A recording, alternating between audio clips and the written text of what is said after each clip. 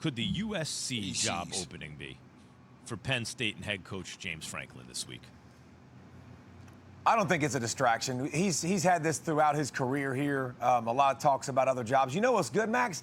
It's not a distraction for James because guess what happens? He's going to get paid more money probably. He'll probably get a raise out of it, just like a lot of other coaches across college football. But I think I don't think the players are worried about this. They've dealt with this before for many years from James Franklin with his success here, and it won't make a difference against Auburn this weekend.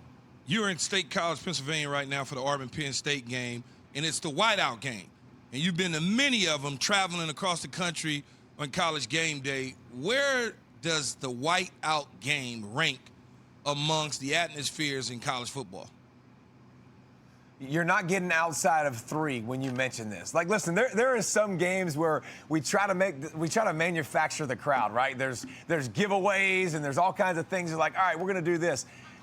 Everybody's committed, okay? Everybody is joining the whiteout. Everybody's got white on. It's a crazy scene. The chants, the way they're involved in the game the whole time, man. It really is one of the coolest things. And now bringing in Auburn, bringing in Bo Nix, a guy who has struggled mightily on the road, and now you put him in this atmosphere. Really curious to see what Brian Harsin, brand new head coach, Mike Bobo, offensive coordinator, new guys running an offense with Bo Nix that we've seen him have struggles on the road, and what they got. David Pollack, ESPN college football analyst, joining us here on Keyshawn, J. Will, and Max. DP, let me ask you, a huge game in the SEC is top-ranked Alabama is getting ready to take on Florida in the Swamp. Alabama's a 2-touchdown favorite. So how does Florida even keep this game close? Florida's got a couple things going for him. Emory Jones is a really athletic quarterback. Well, now there's a guy named Anthony Richardson, who's also another guy that's very young, that's playing for the first time, that is a big, strong, mobile quarterback. They run tempo. They run fast, Jay Will. We've seen Alabama struggle with fast, up-tempo teams, scrambling quarterbacks. Florida's got 2 of them. So I think running the football, going fast, I expect Florida to score a bunch of points. I don't think it'll be like it was in the SEC championship game, but I just hope Florida puts some pressure on them. I hope Florida, we get to see Bryce Young on the other side, go tick for tack. Florida gets up 14-7, or Florida gets up 7-0, and they got to go answer and respond, and we kind of see, what Alabama's got. That old group is gone. Nick Saban, you can tell, man, he's not as confident in this group yet. Also, some injuries for Alabama's defense. So I want to see some heat. I want to see if the Tide can get in a good game and see what they're made of. So, hypothetically, if Florida were to lose, what would be their path, DP, to get to a college football playoffs?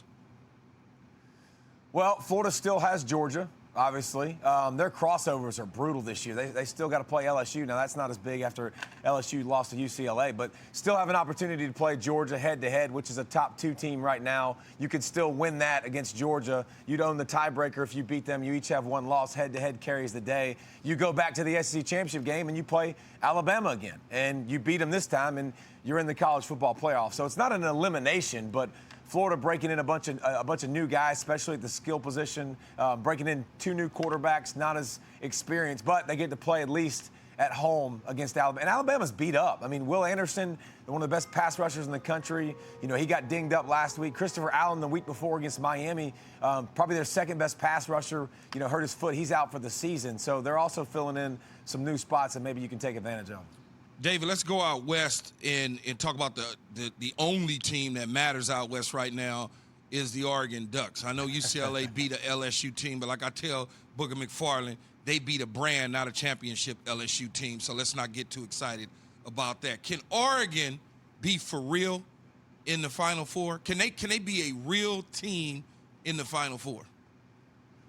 I do. I think they can. They've got enough offensively. The big question mark was offensively, what would they be able to do, especially at the quarterback spot. And I think they showed you at Ohio State, they could put up a bunch of yards. They could put up a bunch of points.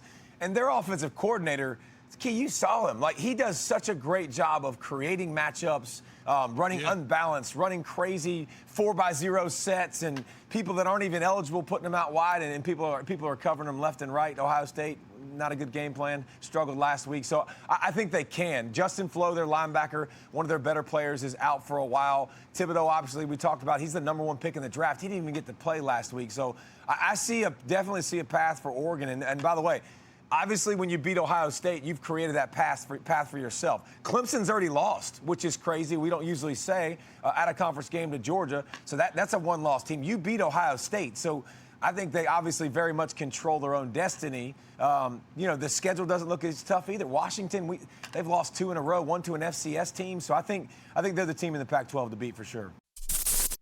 Thanks for watching ESPN on YouTube. For live streaming sports and premium content, subscribe to ESPN+.